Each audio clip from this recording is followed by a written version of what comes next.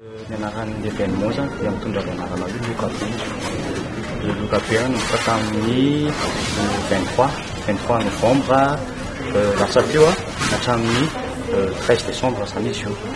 Dia androany moa ny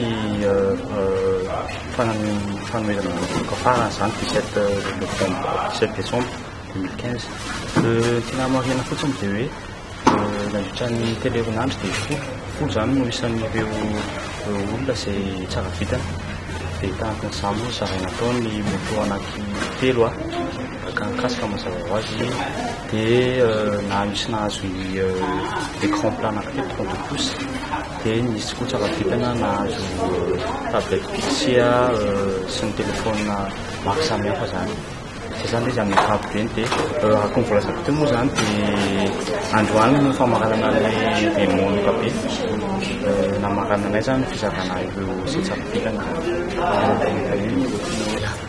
Mikasika ny règle générale an'ilay jeu zany dia ohatr'izao izy amin'ny ankapobeny.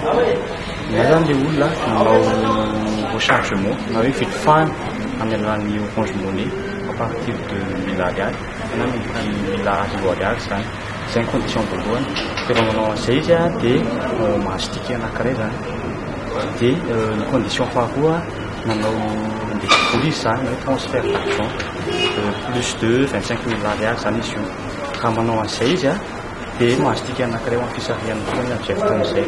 Dia miankina ny isan'ireo transaction ireo zany no isan'ny ticket izay azon'ny zareo amin'ny fisarihany. Ohatr'izay zany izy amin'ny ankapobeny.